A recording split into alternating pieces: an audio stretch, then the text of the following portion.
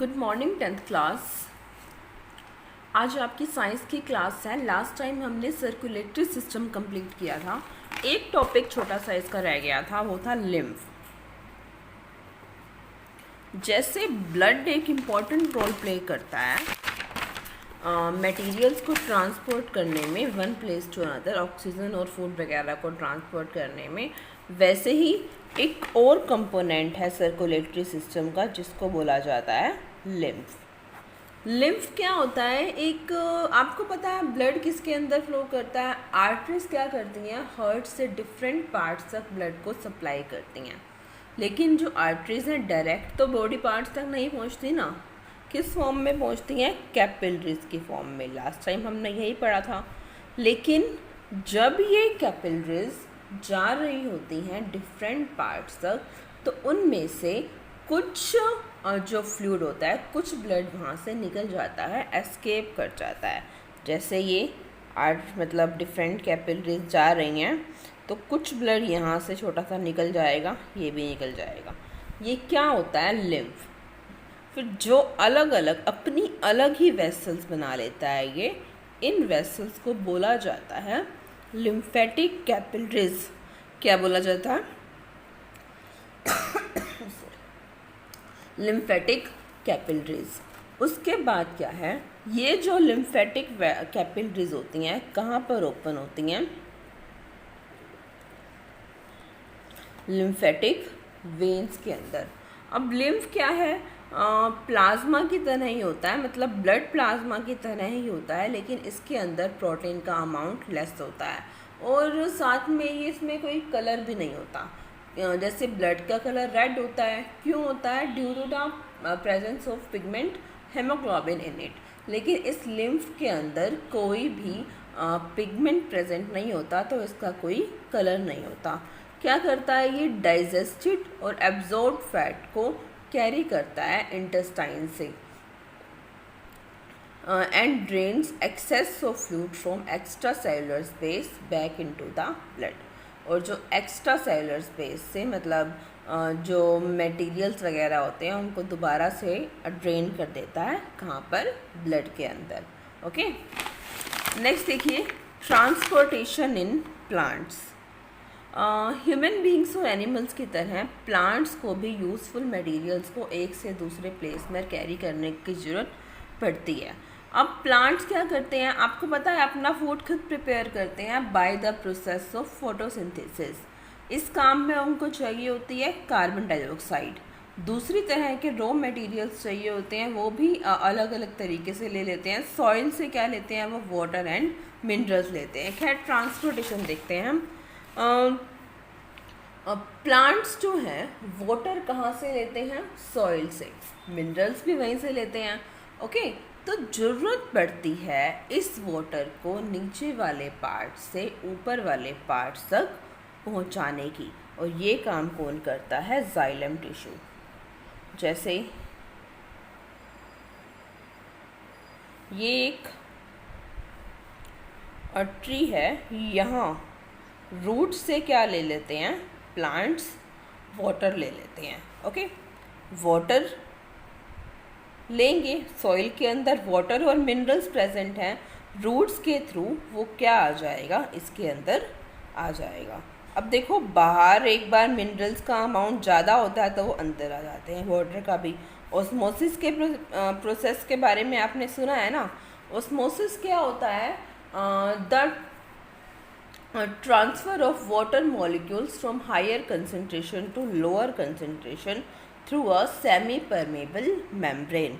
जो root hair हैं ये क्या करते हैं? सेमी परमेबल मेम्ब्रेन की तरह काम करते हैं। तो इसकी वजह से जो वाटर और मिनरल कंटेंट है वो सॉइल से रूट्स के अंदर आ जाता है, फिर इस वाले पार्ट में जाता है। जैसे फिर एक सक्शन पुल की वजह से ये वाटर मिनरल्स क्या है? ऊपर वाले पार्ट्स तक पहुंच जाते हैं। इस काम को है कौन करता है? Xylem tissue. देखो, जो प्लांट्स हैं अपनी वाटर नीड्स को पूरा करते हैं सॉइल से लेकर अपनी रूट्स के थ्रू।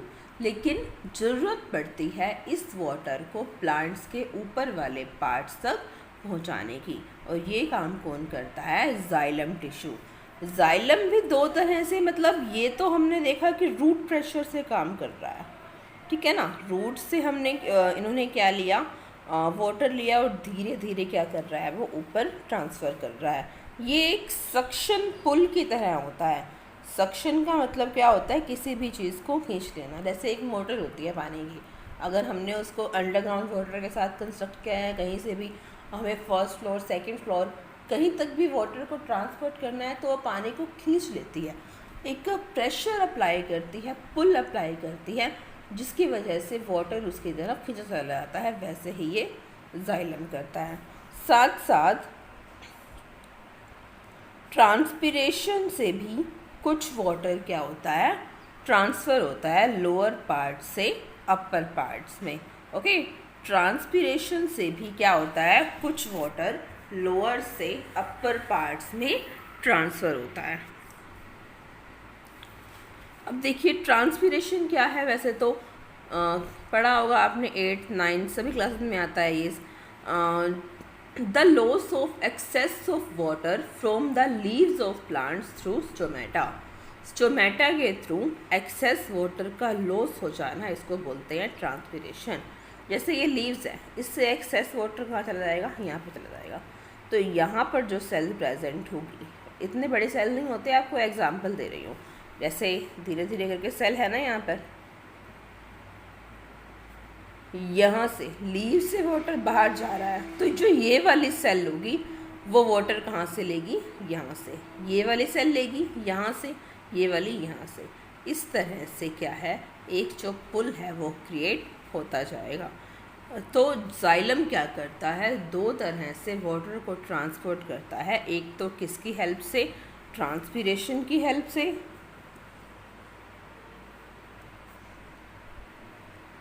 और दूसरा किसकी हेल्प से? रूट प्रेशर की हेल्प से। जाइलम के अंदर कंपोनेंट्स कौन से होते हैं? 9th क्लास में आपने पढ़ा होगा। ट्रैकिड्स, वेसल्स, जाइलम पैरेंकाइमा और xylem fibres. Tracheids, vessels, xylem parenchyma और जाइलम फाइबर्स, ये क्या है? जाइलम के अंदर के कंपोनेंट्स होते हैं। ओके, नेक्स्ट है ट्रांसपोर्टेशन ऑफ फूड। अब ये देखो, पहले जाइलम जो है यूनिडायरेक्शनल वर्क करता है, मतलब नीचे से ऊपर वाले पार्ट्स में ही ट्रांसपोर्ट करता है। रिवर्स डायरेक्शन में कभी भी वाटर फ्लो नहीं करेगा। अब हम बात करते हैं फूड। फूड कौन बनाता है प्लांट्स के अंदर? मतलब लीव्स के अंदर बनता है ना, by the process of photosynthesis. लेकिन ज़रूरत पड़ती है इस फूड को प्लांट्स के लोअर पार्ट्स तक ट्रांसफ़र करने की, और ये काम करता है फ्लोएम टिश्यू।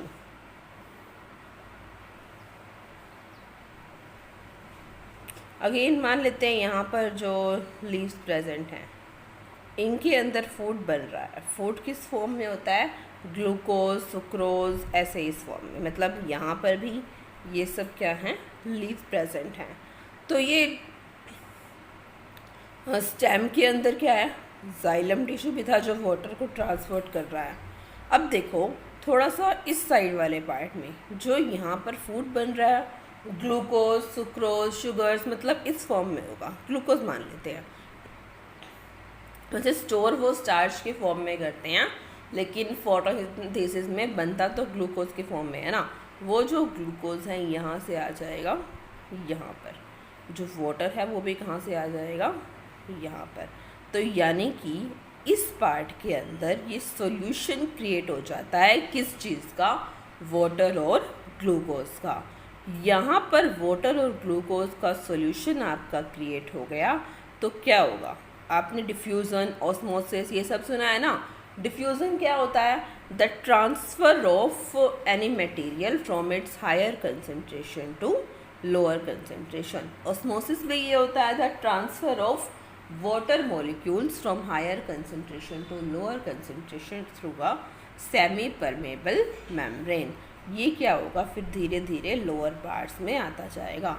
इस तरह से जो फूड है वो दोनों पार्ट्स मतलब ऊपर से नीचे वाले पार्ट में ट्रांसफ़र हो रहा है। किसके थ्रू होता है? Through the tissue phloem. जैसे जाइलम तो यूनिडायरेक्शनल वर्क कर रहा था, रिवर्स डायरेक्शन में वो वाटर को ट्रांसपोर्ट नहीं कर सकता, लेकिन फ्लोएम के केस में ऐसा नहीं है। फ्लोएम से रिवर्स डायरेक्शन में भी जो फूड है प्लांट्स के केस में वो ट्रांसपोर्ट हो सकता है। अब ट्रांसपोर्टेशन हमारा कंप्लीट होता है। अब एक ही टॉपिक रह गया है, एक्सक्रीशन, ह्यूमन बींग्स में, प्लांट्स में।